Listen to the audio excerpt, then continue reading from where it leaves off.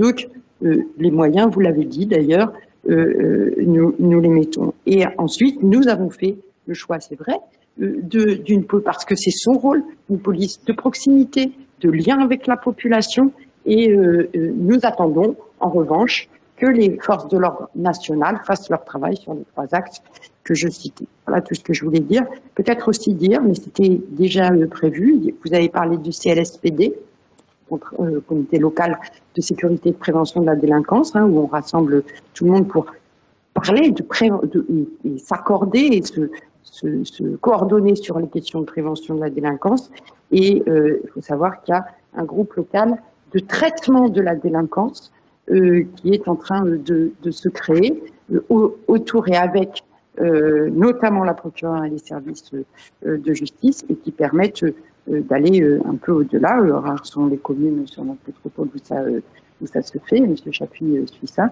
Et donc, j'ai évoqué cela avec la procureure, mais c'était déjà dans les tuyaux. Ça va se faire avec ce regard particulier. Voilà ce que je voulais dire à ce stade. Et puis, je vous propose, après, encore une fois, avoir une pensée pour ce jeune décédé, parce que, comme vous le dites, ce jeune homme, c'est pas à 16 ans, la place, c'est pas dans un cimetière. Je vous propose que nous ouvrions nos travaux, si vous le voulez bien. D'ailleurs, même s'il y en a qui ne veulent pas, on va ouvrir ces travaux. Et on va commencer par désigner un secrétaire. Ah ben non, je l'ai fait, désignation d'un secrétaire de séance, Monsieur Boitier. Nous avons ensuite les décisions, une information sur les décisions que j'ai pu prendre en vertu des délégations qui me sont accordées. Vous les avez sous les yeux. Je ne sais pas s'il y a des questions particulières. Oui, Monsieur Blanchet.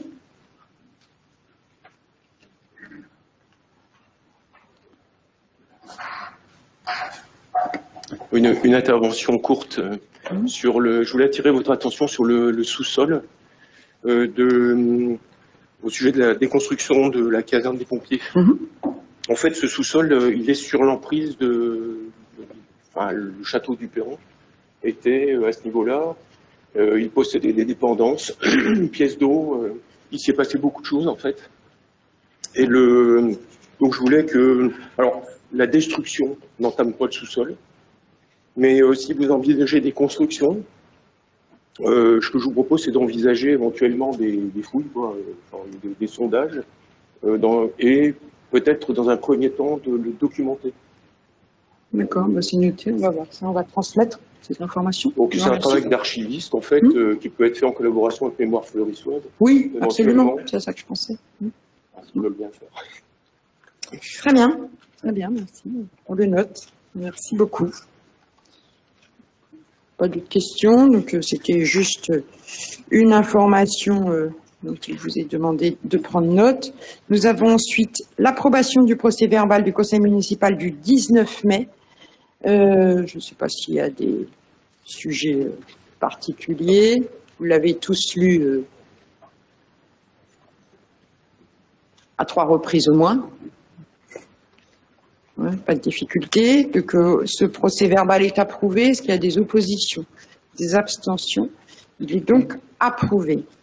Nous avons ensuite, au chapitre des finances, la sollicitation d'une aide au titre du Fonds vert dans le cadre d'un dispositif particulier, les maires bâtisseurs, et, c'est un grand terme, et c'est Monsieur Lacroix qui rapporte.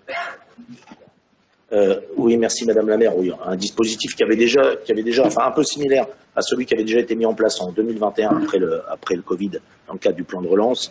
Le dispositif, le nom est un petit peu pompeux. L'aide aux maires bâtisseurs. D'abord, c'est pas les maires qui bâtissent, parce que là, c'est des opérateurs privés ou publics, des promoteurs. C'est pas nous qui.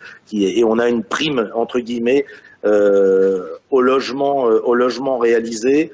Dans un cadre très déterminé, puisque les programmes éligibles devront répondre à quelques critères, des prix abordables, sans consommation d'espaces naturels, agricoles et forestiers, et puis l'aide de montant versée aux communes est calculée en fonction du nombre de logements programmés, et on est sur des sommes qui sont assez limitées, puisqu'on est sur des aides au logement qui sont de 1 000 à 2 000 euros. Donc voilà, c'est pas, on va pas récupérer des milliers d'euros pour la commune, enfin plusieurs dizaines de milliers d'euros. Et dans ce cadre, il y a un programme qui, à l'heure actuelle, pourrait satisfaire à ces critères, qui est donc un programme d'opération de 6 maisons individuelles rue des Droits de l'Enfant, qui rentrerait dans le cadre de ce critère, et on va donc solliciter cette aide dans le cadre de ce programme, qui a priori est le seul à répondre pour l'instant à ces critères. Voilà.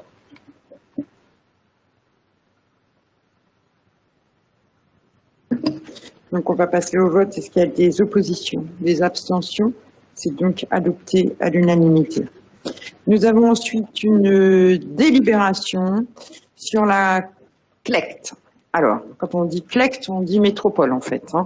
C'est la Commission locale d'évaluation des charges transférées, et c'est en lien avec le fait que la compétence sport de haut niveau qui était prise par la métropole a été restituée aux communes. Vous vous souvenez tous du contexte. Vous vous souvenez que notre municipalité s'était opposée à cela, considérant que le sport de haut niveau revenait à la métropole. Il n'empêche que la décision a été prise et validée par des communes, pas la nôtre. Et donc, quand c'est comme ça, la compétence sport de haut niveau est restituée à la ville de Fleury-les-Aubrais. Et puisque au moment où elle a été transférée de la ville de Fleury-les-Aubrais à la métropole, il y a eu un transfert de charges, et comme on la restitue, on doit restituer les charges. Et en fait, on a eu plusieurs réunions parce qu'il y avait d'autres sujets que celui-là. Nous, il n'y a que celui-là, que ce sujet-là qui concerne la ville de Fleury. Et donc, il y a eu plusieurs réunions de cette commission locale d'évaluation des charges pour décider combien devait être restitué à Fleury. Et il y avait plusieurs modalités de calcul de cette restitution. Pour mémoire, nous, au moment du transfert, les charges transférées avaient été évaluées à 20 000 euros. Et puis, les charges effectivement payées par la métropole ont fluctué en fonction des années. Et là, la méthode qui a été retenue, et ça a été de retenir la moyenne des 6 années, c'est-à-dire que pour la ville, ça fait un montant de 77 067 €, très précisément. Voilà. Et donc, c'est la même méthode qui est retenue pour la restitution à tous les clubs de sport que vous avez dans la délibération, de sport d'équipe de haut niveau que vous avez dans la délibération, l'OLB, Orléans-Loiret football, Saran-Loiret handball, et donc les secteurs, et évidemment le Fleury-Loiret, enfin les Panthères, qui entre-temps ont disparu en tant que tels pour l'équipe première. Voilà, donc il s'agit de valider le fait que, d'évaluer ce rapport d'évaluation des charges que vous avez, et notamment avec cette incidence pour Fleury-les-Aubrais, que à la faveur de la récupération de la compétence sport de haut niveau, on récupère 77 000 €. Oui, monsieur Lebeus. Oui, bonsoir à tous. Je partage ce que vous avez dit et nous partageons sur le fait que la compétence de haut niveau n'est pas une compétence qui est censée être au niveau des villes, mais plutôt au niveau métropolitain. On vous a toujours soutenu là-dessus. Et je me permets de faire le rebond sur ce que j'avais précisé en commission, puisqu'il y avait un tableau qui nous avait été présenté avec l'ensemble des chiffres. Et le tableau illustrait parfaitement le fait que la métropole avait fait aussi un choix politique au moment de ne pas soutenir les Panthères, puisqu'elles avaient augmenté l'enveloppe attribuée à l'OLB de façon conséquente. Par contre, quand il s'agissait de trouver quelques milliers d'euros pour sauver un club, eh ben, la métropole a été aux abonnés absents. Nous vous avions accompagné dans ce combat-là, et voilà. Et je pense qu'il était nécessaire aussi de rappeler un peu l'historique là-dessus. Merci, monsieur Lebeus. Oui, monsieur Cusby. Oui, merci. Alors, pas pour refaire l'histoire, vous vous souvenez que nous avions eu à l'époque une position quelque peu différente de celle qui vient d'être rappelée.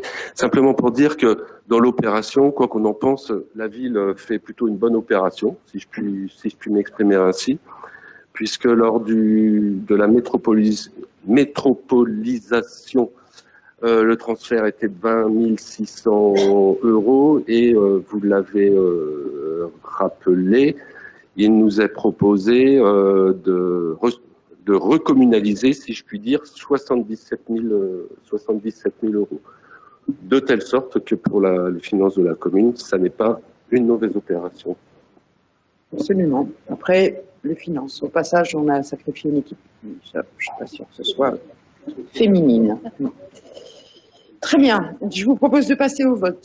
Il y a Monsieur Vitter, vous vouliez ajouter quelque chose et puis on passe au vote ensuite. Oui, une toute petite chose par rapport au Fleury Laurent Handball. Le club n'est pas mort, il existe encore. Uniquement le club professionnel. L'équipe. Ouais. N'oublions pas que nos panthères sont toujours là. Bien sûr, et on est sur les bords des terrains pour aller soutenir, bien évidemment, comme les autres. Et rendez-vous le 30 novembre, ça c'est fait. Donc on passe au vote. Y a-t-il des oppositions? Des abstentions? C'est donc adopté à l'unanimité. Et puis, dernier rapport de ce conseil municipal, donc je disais, l'ordre du jour était léger. Il s'agit de prendre acte du rapport d'observation définitif de la Chambre régionale des comptes relatif au contrôle des comptes et de la gestion d'Orléans Métropole sur le thème des réseaux de transport et de la métropole. Donc, c'est juste prendre acte, hein, on ne va pas débattre ici, c'est pas le sujet, comme à chaque fois. Il faut prendre acte de la communication de ce rapport et puis de ce que les débats se sont tenus en métropole. Et comme à chaque fois, je vous propose, si vous avez des questions, de nous les transmettre et on les transmettra à la métropole pour qu'ils puissent vous apporter les réponses. Voilà. Tout le monde est OK, j'imagine, pour prendre acte, pas de difficulté, nous prenons acte. Et donc voilà, un conseil municipal de douce rentrée, mais on est encore au mois d'août. Donc, très bien. Monsieur Cusby. Ah, il n'y a pas eu de conseil métropolitain, donc je n'ai pas grand-chose à vous dire. Non, il n'y a pas eu de sujet particulier. Oui, c'est ça. C'est ça.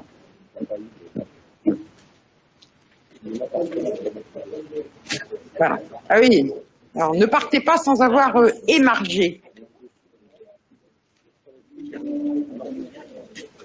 Très bien, mesdames et messieurs, bonne soirée, belle fin d'été et puis bonne rentrée.